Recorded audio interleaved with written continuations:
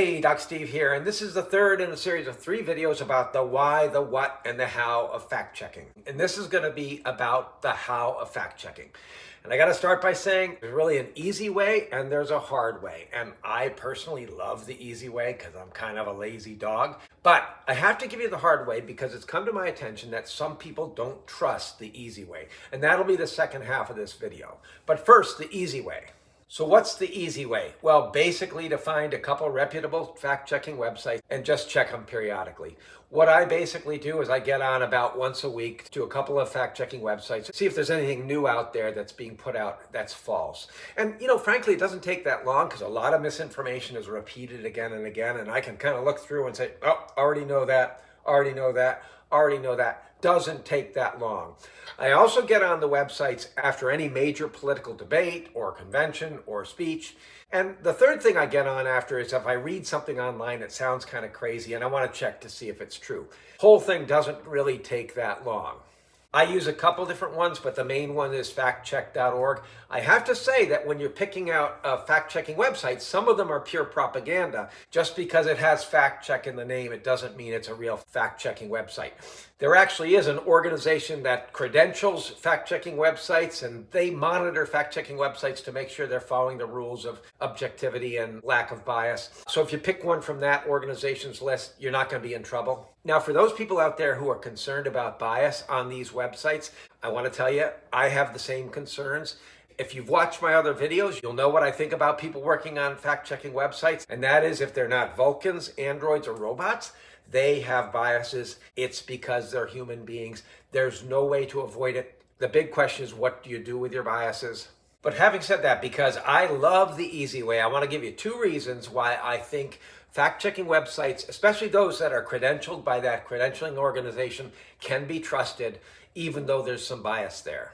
So the first reason has to do with my experience, because I actually had concerns about media bias. When I first heard about fact-checking websites, I was like, this is too good to be true. And because it seemed too good to be true, I actually started by fact-checking the fact-checking websites to see if they were actually telling the truth. And I found out that, yeah, pretty much they tell the truth. And if they get a detail wrong and somebody points it out, they change it right away. So my experience tells me that, but also logic tells me this. And let me explain what I mean by that. This is going to surprise a lot of you folks, but there's plenty of people on both sides, liberal and conservative, and a lot of milquetoast moderates like me who really do want to know what's true about certain issues. If a fact-checking website gets a reputation for getting it wrong, they're going to lose their audience completely. Nobody, including liberals, conservatives, or milquetoast moderates like me, are going to pay attention to them for anything. So to me, it seems kind of ridiculous to think that fact-checking websites are going to mess up significantly in the area of bias. So experience and logic tells me that they're going to be generally pretty reliable, especially if they're on that list by that credentialing organization. But there's a third reason I think that fact-checking websites should be given a chance, and that is that sometimes they don't just check falsehoods, they check facts, which sounds ridiculous when you think about it. But if you watched my last video, you'll remember that I said that sometimes journalists and politicians will put out something that's completely true, but doesn't really have the meaning that they're trying to make it have. This is a hard concept to understand, so I have to use a couple examples, and being a Vulcan myself and completely objective, I'm going to give you one from both the Republicans and the Democrats.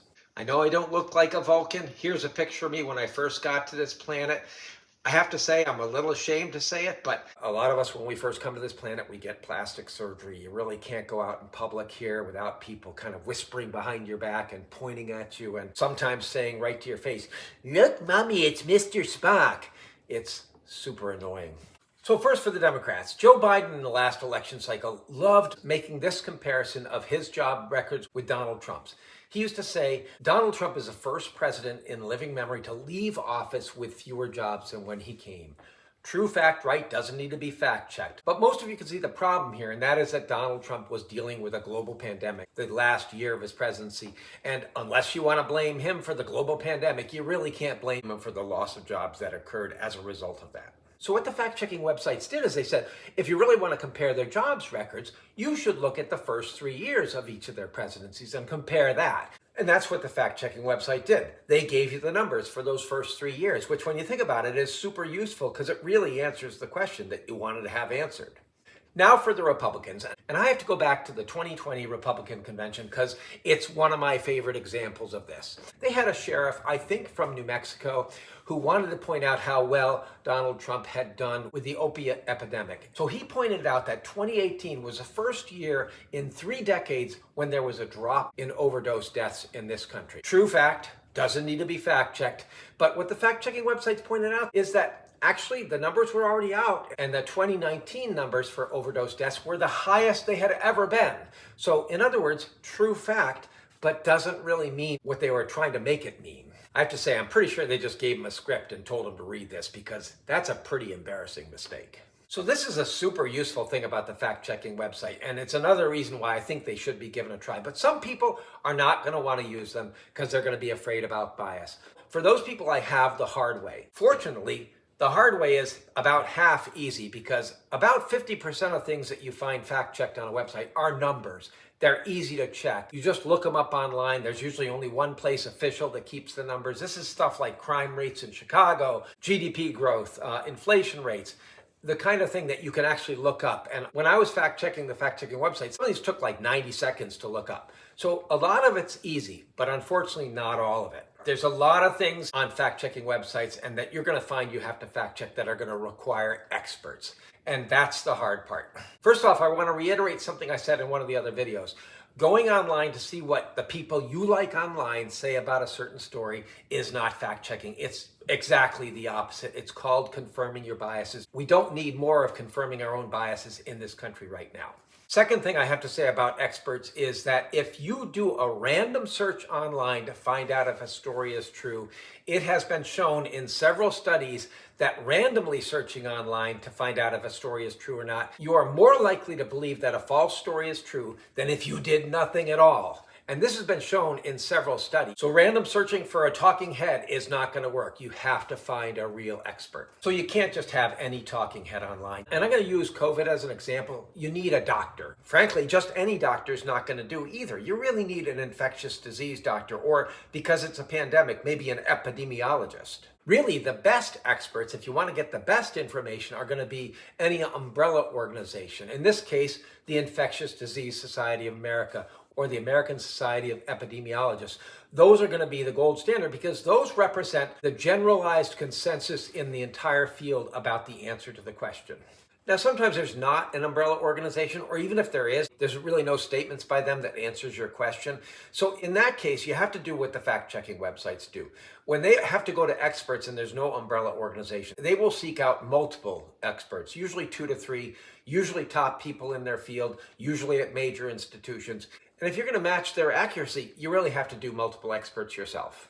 I can't stress enough getting good experts. I've said in a previous video, if you want to get less than good people to answer your questions, it's kind of like having your hairdresser fix your car or your dentist rewire your house. It's just not a good idea. I don't like doing this, but I have to end on a little bit of a downer note because I really wasn't exaggerating in that first video when I said I believe that the pandemic of misinformation can destroy our country. I'm really, really worried about it. So this is what I have to say. If you're somebody who's only going to vote based on ideology, and I don't really have a problem with that, plenty of people on the left and the right do that, well, you don't actually have to fact check because it doesn't really matter if your politicians are telling you the truth. You're going to vote based on your ideology.